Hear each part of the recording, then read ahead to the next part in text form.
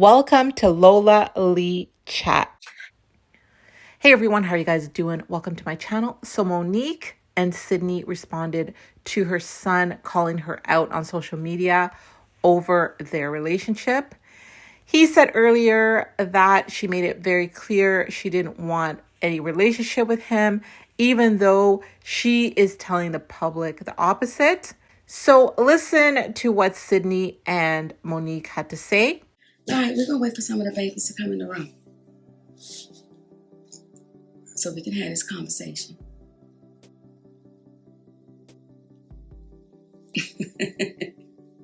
You would do that right now?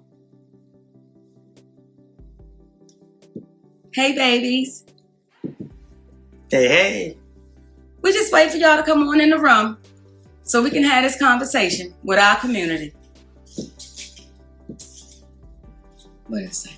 Oh, we good. Let's rock and roll, baby. Let's rock and roll. Mm-hmm. The title of our conversation, or the theme of it, is called The Long Way Around, because ain't no shortcuts. Pickles, stop playing with that paper, please. The reason we're having it is a multitude of reasons, but we're going to start off with, there was a Instagram that was put up, or I guess It was TikTok, baby. TikTok that was put up by My son. My oldest son, Shalon. And this is what I want to say to this. There are some people that are saying, oh, you should be ashamed of your mothering skills. You should be ashamed of yourself. This is what I'll say. Let's let it play out. Because the same ones that said to me, I was crazy, I was deranged, we watched it play out. So just like with my son, we'll watch this play out. And I do want to address this though, Shalon. When you say her daddy, then that's when mommy gonna say stop playing, because you know this has been Uncle Sid your whole life. Uncle Sid knew you before you knew you. So for you to say her 3 sons, yes, you're absolutely right. He has 3 sons. He can't claim you as his son because he's always been Uncle Sid, and he knows your daddy very well. and love that brother. And the irony of all of this is not what is said, but what's left off. Yes. See, you're leaving off the fact that the last time we laid eyes on you, your mother got you everything you needed for the newborn baby about 3 years ago. You're forgetting about how I, from Georgia, am talking you through getting your car after we gave you the half the down payment for it. And you were 31 years of age, 32 years of age at that point.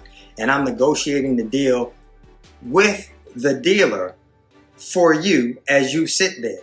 And you have the vehicle you're driving right now because of your mother.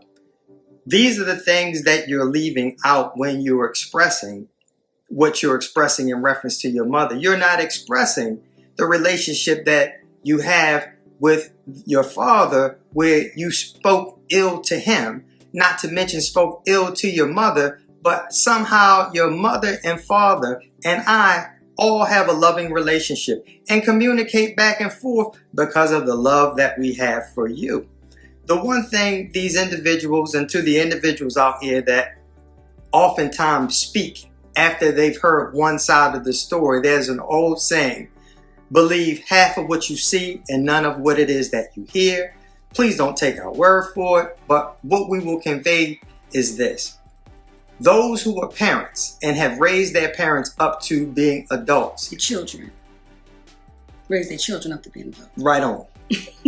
Those who are parents that raise their children into adulthood know that there comes a time and a place in which they determine their own decisions, their own path. You can have multiple children that are raised in one house, but they act and they take on different things.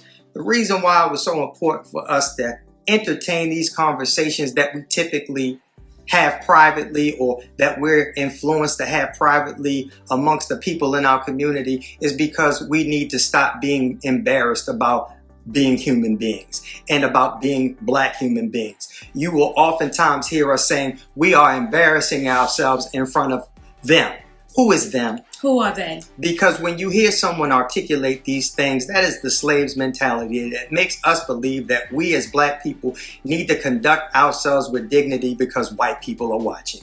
You should conduct yourself with dignity because the spirit of you is watching. Come on. But we need to have these conversations out loud and taboo because we have a finite period of time together here on this earth. You will travel through infinity with the spirit that you have all alone, and you will not remember the ridicule that you receive, but you will be judging yourself. You will be determining for the rest of your life which way that you go as you have thus far.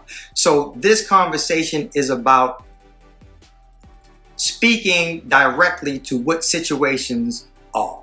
And many people oftentimes, when they are presented with an issue, they stay quiet, they hide, they disappear.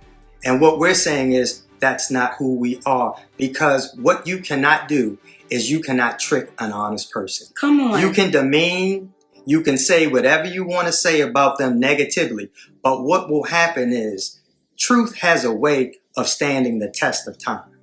I forgot to have my phone to read the last text message that I gave to you, Shalon, where I told you about the understanding of how you are speaking to a woman and how you as a man and how you perceive things may be completely different from how your wife, how your mother, how your sister, how your daughter will look at things. And when you learn how to communicate a little bit better, then things will happen a little bit better. You young man, because of the challenges that this young brother has had with mental illness. So we're communicating that out loud to speak to our community, to say, listen, y'all, if we have more public conversations, there will be less private angst. Come on. There will be less private issues that we carry on because we're afraid to communicate in front of white folks. So when we get to a place where you want to be free, you will stop being scared to say what's real. You'll stop being fearful of having conversations that normally take place in private and nobody ever really knows the outcome. And from there, when you were saying earlier about how we're looking in front of white folks. When I do hear our brother Greg Mathis say, the studio is watching y'all and the executives are watching y'all, so what? If the executives are watching closely, the individuals that will want to interact with us are those who are engaged and are in alignment with what is true. All right, so we all heard that. And let's all keep this family in our prayers. So I just wanted to let you guys know that their statement was actually very long and they spoke about so many other people. But I just wanted to focus on what they had to say about their son. So let me know your thoughts. Thank you so very much for watching. Don't forget to like, share, and subscribe. What are your thoughts?